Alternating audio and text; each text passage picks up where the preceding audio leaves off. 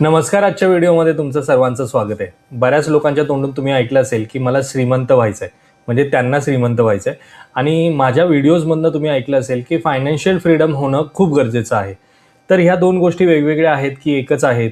किंवा मला जर श्रीमंत व्हायचं असेल किंवा मला जर फायनान्शियल फ्रीडम मिळवायचं असेल तर त्यासाठी मला काय गोष्टी करायला हव्यात, या सगळ्या गोष्टींवरती आपण आजच्या व्हिडिओमध्ये चर्चा करणार आहोत. तर चला व्हिडिओला स्टार्ट करूयात. पण व्हिडिओला स्टार्ट करण्या अगोदर जर तुम्ही चॅनलवरती नवीन असाल आणि चॅनलला अजूनही सबस्क्राईब केलं नसेल ना, तर चॅनलला सबस्क्राईब करून ठेवा, म्हणजे असेच इन्फॉर्मेटिव्ह व्हिडिओज तुम्हाला या चॅनलवरती पाहता येतील. तर चला व्हिडिओला स्टार्ट करूयात. तर सर्वात अगोदर आपण श्रीमंत होणं म्हणजे नक्की काय होणं याबद्दलची कन्सेप्ट जाणून घेऊयात. तर याबद्दलची कन्सेप्ट प्रत्येकाची वेगवेगळी आहे. काही लोकांना श्रीमंत होणं म्हणजेच जगातलं सगळं सुख आपल्या पायी असणं, याला म्हटलं जातं श्रीमंत. काही लोकांच्या मनात असतं की श्रीमंत म्हणजे माझ्याकडे गाडी असायला हवी, माझ्याकडे बंगला असायला हवा, माझ्याकडे खूप सारा पैसा असायला हवा आणि मला जिथे पाहिजे तिथे मला फिरता यायला हवं, किंवा मला जी गोष्ट विकत घ्यायची आहे ती विकत घेता येणं म्हणजे श्रीमंत होणं, असं त्यांना वाटतं. काही लोकांना असं वाटतं की मला जेवढं काही मिळतंय ना, ज्या गोष्टी मला पाहिजेत, खूप महाग नाही खूप स्वस्त पण नाही, पण ज्या गोष्टी मला हव्यात त्या गोष्टी मला मिळाल्या म्हणजेच मी श्रीमंत आहे असं वाटतं. तर ह्या प्रत्येकाच्या श्रीमंत होण्याच्या कन्सेप्ट वेगवेगळ्या आहेत. पण माझ्या मते तरी श्रीमंत याला म्हणता येणार नाही. कारण की जर आपण श्रीमंत लोकांकडे पाहिलं ना, खूप साऱ्या, म्हणजे मी त्यातल्या काही लोकांना वगळूयात आपण, पण खूप साऱ्या श्रीमंत लोकांकडे जर आपण पाहिलं तर श्रीमंतीकडे बघण्याची दृष्टिकोन हा वेगळा असतो. पण जेव्हा ते श्रीमंत होतात तेव्हा त्यांचा दृष्टिकोन टोटली बदललेला असतो. म्हणजे ते ना आराम करत, ना जे हवं आहे त्या गोष्टी करत, ज्या हव्या त्या गोष्टी विकत घेत, ते फक्त अजून श्रीमंत कसं होता येईल याच मागे पळत असतात. आणि ह्याच त्यांचा आयुष्यभराचा दृष्टिकोन असतो. म्हणजे एक टप्पा ओलांडल्यानंतर, म्हणजे एक असतं ना की आपल्यासमोर एक श्रीमंत माणूस आहे, त्याच्यापेक्षा मला जास्त श्रीमंत व्हायचं आहे, मग त्याला पाठी पाडल्यानंतर मला अजून दुसरा एक माणूस दिसतो, त्याच्यापेक्षाही जास्त श्रीमंत व्हायचं आहे. याच गोष्टी कंटिन्यू चालू राहतात आणि हे चक्र काही संपत नाही. पण त्या व्यतिरिक्त जर तुम्ही मला फायनान्शियल फ्रीडमबद्दल विचाराल किंवा माझ्या व्हिडिओजमधनं तुम्ही जर ऐकलं असेल, तर व्हिडिओजमध्ये मी तुम्हाला सांगत असतो की तुमच्या फायनान्शियल फ्रीडमकडे एक पाऊल टाका. हे फायनान्शियल फ्रीडम म्हणजे नक्की काय काम करतं, किंवा हे कसं आहे, किंवा हे म्हणजे श्रीमंती का, तर ह्याबद्दल पण जाणून घेऊयात.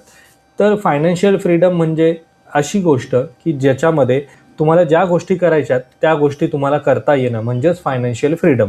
म्हणजे तुम्हाला कुठे फिरायला जायचं आहे, तुम्ही फिरू शकता. यासाठी खूप सारे पैसे लागतात अशी गोष्ट नाही, पण एक डिपेंडन्सी असते ना, घरातल्या रिस्पॉन्सिबिलिटीज असतात, इतर काही खर्च असतात, डेली एक्सपेन्सेस असतात. या सगळ्यांमधनं मुक्तता मिळाल्यानंतर जो काही टाईम पिरियड आपल्याकडे राहतो त्यालाच म्हटलं जातं फायनान्शियल फ्रीडम.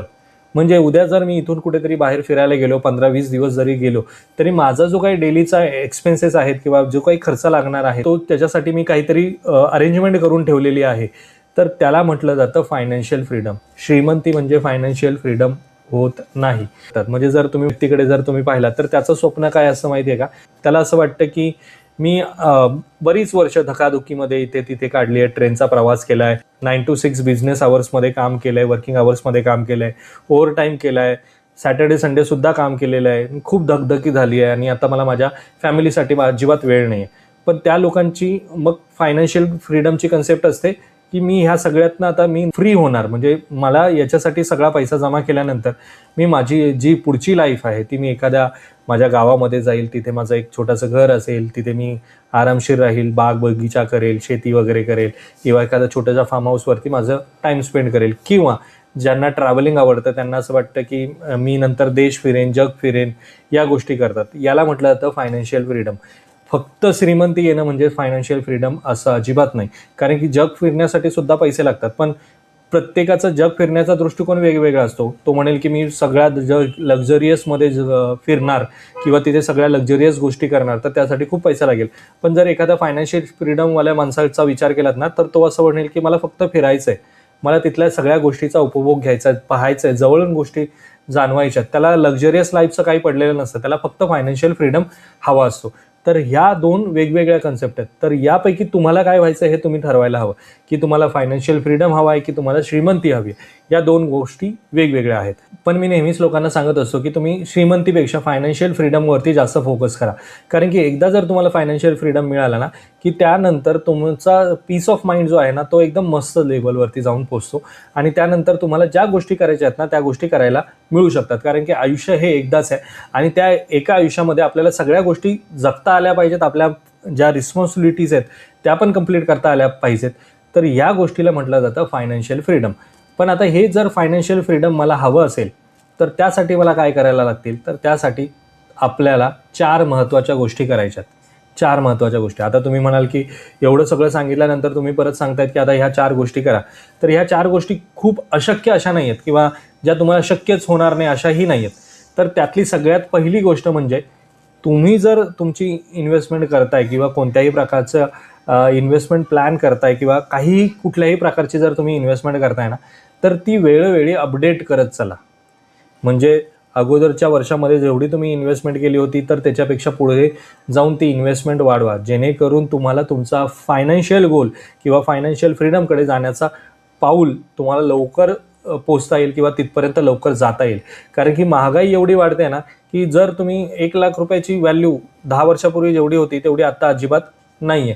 त्यामुळे पैशाची व्हॅल्यू कमी होते. त्यामुळे पुढे जाऊन आता जो तुम्ही आकडा ठरवला असेल की मला फायनान्शियल फ्रीडम होण्यासाठी एक 5 करोडची गरज आहे, 3 करोडची गरज आहे आणि तो आकडा घेऊन तुम्ही प्लॅनिंग करताय.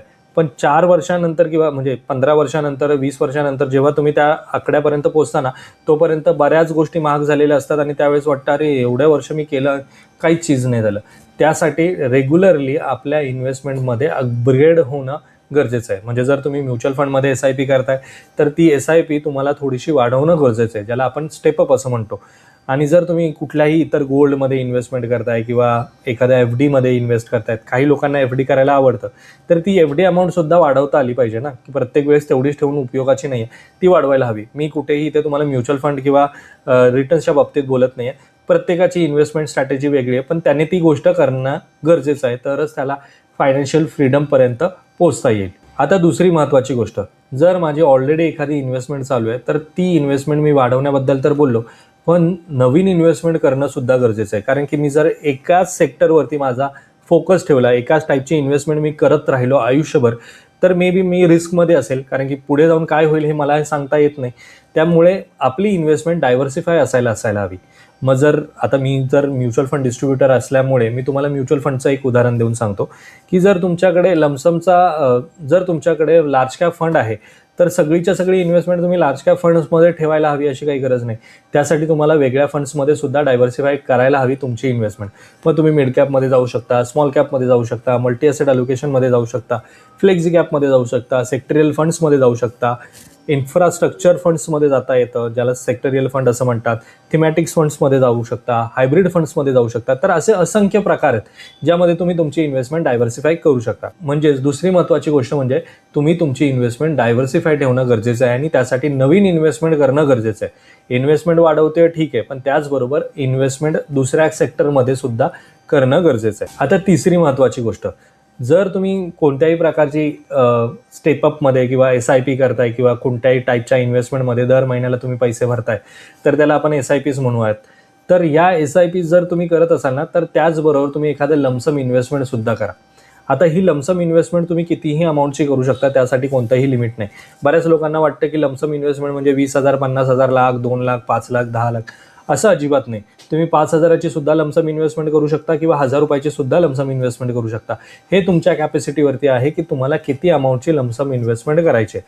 कारण की जेवढी तुम्ही ॲक्युमुलेट करत राहणार, तुमची इन्व्हेस्टमेंट वाढवत राहणार, तेवढं लॉंग टर्ममध्ये जाऊन तुम्हाला त्याचा बेनिफिट मिळतो आणि तरच तुम्ही फायनान्शियल फ्रीडमकडे एक पाऊल टाकता. नुसतंच आपली 1,000 रुपयाची SIP किंवा 2,000 रुपयाची SIP चालू ठेवली, 30 वर्ष 20 वर्ष चालू ठेवली म्हणजे तुमची इन्व्हेस्टमेंट ग्रो झाली आणि तुम्ही नंतर फायनान्शियल फ्रीडम झाला असं अजिबात होत नाही. त्यासाठी या गोष्टी करत राहणं खूप गरजेचं आहे.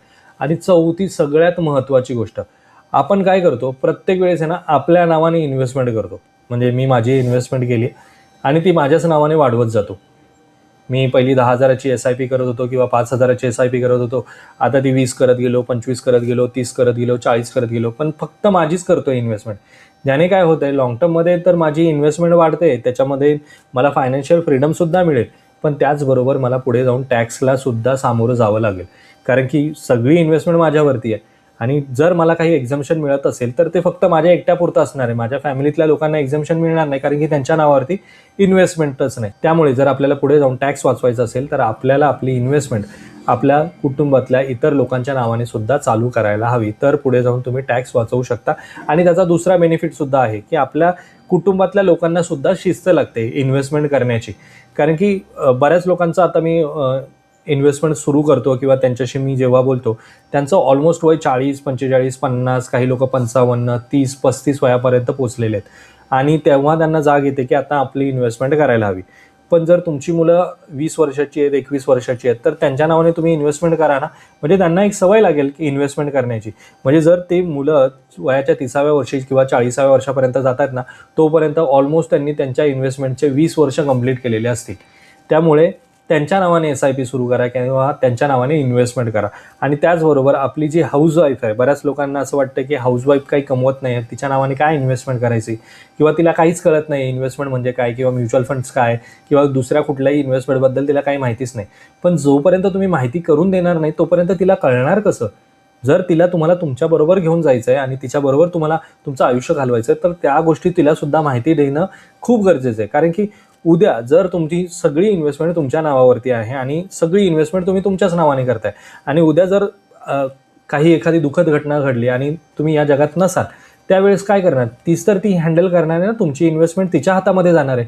मग त्यावेळेस तिला माहिती तर असायला हवं ॲटलिस्ट की जी इन्व्हेस्टमेंट यांनी केलेली आहे पुढे तिला कसं घेऊन जायचं आहे, किंवा ती इन्व्हेस्टमेंट काढून घ्यायची आहे की ती कंटिन्यू ठेवायची आहे, किंवा काहीही गोष्टी ह्या जर तिला माहिती असेल तर ती पुढे जाऊन चांगला डिसिजन घेऊ शकेल आणि तुम्ही केलेली जी काही मेहनत आहे एवढ्या वर्षांची ती वाया जाणार नाही.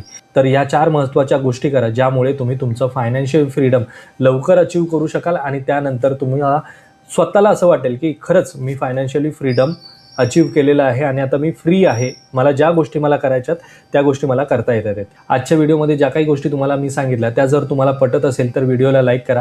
तुमचे काही प्रश्न असतील किंवा तुम्हाला या व्हिडिओबद्दल काय वाटतं त्याबद्दल कमेंट्समध्ये मला सांगा. आणि आजचा हा व्हिडिओ जर तुम्हाला आवडला असेल तर व्हिडिओला लाईक करा. चॅनलवरती जर तुम्ही नवीन असाल तर चॅनलला सबस्क्राईब करा. भेटूयात मित्रांनो अशाच एका इन्फॉर्मेटिव्ह व्हिडिओमध्ये. तोपर्यंत बाय बाय.